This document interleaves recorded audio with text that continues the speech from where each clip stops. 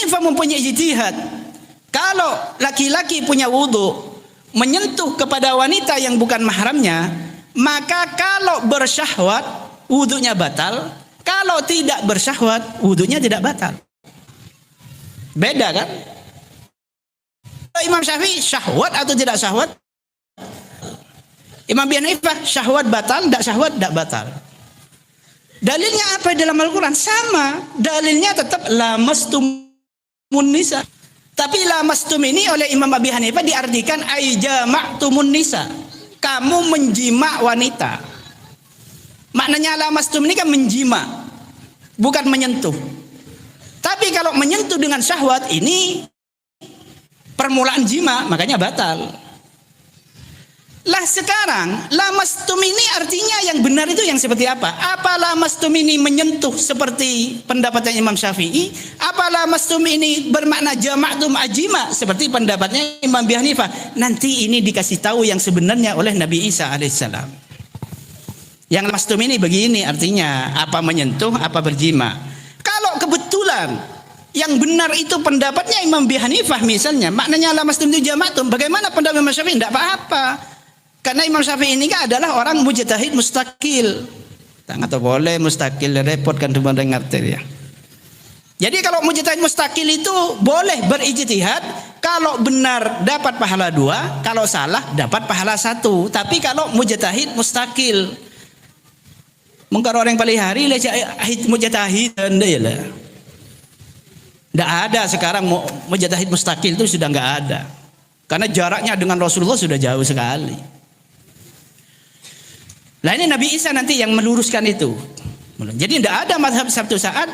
Jadi langsung saja apa yang dijadikan perbedaan di dalam Al-Quran dan hadis ini langsung dijelaskan oleh Nabi Isa alaihissalam. Nanti Nabi Isa ini membongkar gereja-gereja dan sebagainya. Saya tidak akan lanjutkan itu. Akhirnya orang ini baik semua. Dan sudah ada penjelasan setiap nabi dan rasul ini pasti beristri dan pasti punya keturunan. Padahal Nabi Isa alaihissalam waktu diangkat ke atas langit oleh Allah ini masih belum beristri, apalagi punya keturunan belum. Nah ini pengertian ini gimana? Katanya semua nabi dan rasul pasti punya istri dan punya rasul. Lah nanti Nabi Isa ini punya istri dan punya anak keturunan ketika turun ke bumi ini. Jadi beliau hidup bumi, waktunya juga ini ada perbedaan, ada yang 7 tahun, ada yang lain. Tapi ini nanti beristri dan nanti punya anak. Lengkaplah bahwa semua nabi dan rasul itu punya istri dan punya anak. Akhirnya Nabi Isa alaihissalam ini wafat. Nabi Isa alaihissalam ini wafat. Setelah wafat, orang ini rusak lagi. Lebih rusak dari sebelumnya. Rusak lagi. Akhirnya setelah rusak, datanglah tanda-tanda kiamat yang besar juga. Yang termasuk tanda kiamat yang besar. Apa? Enggak ada matahari, Pak. Petengan yang betul. Petengan. Ada yang mengatakan 3 hari 3 malam, ada yang mengatakan 7 hari 7 malam. Ada petengan. Jadi orang nunggu-nunggu matahari kok enggak muncul-muncul gitu loh. Tahu-tahunya setelah ditunggu munculnya dari barat, bukan dari timur. Ngarah ada napa osang ngarah leng-leng bola. Munculnya dari barat. Terus compet ke mana nih are nih kah? Dia compet ke timur.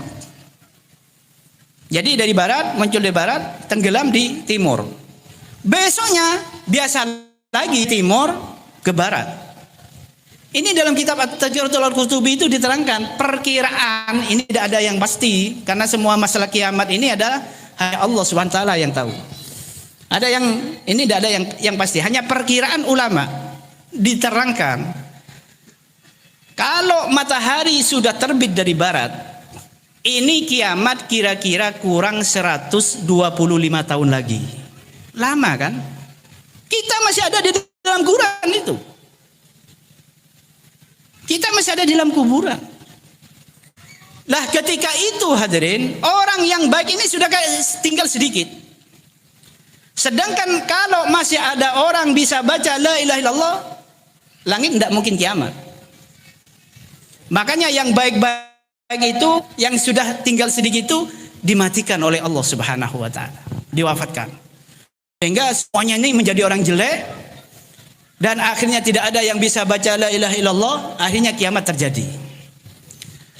Makanya kalau info ada kabar tempo hari itu kiamat akan terjadi tanggal 15 bulan Ramadan, Jumat manis tempo hari, itu kalau percaya itu goblok bin tolol.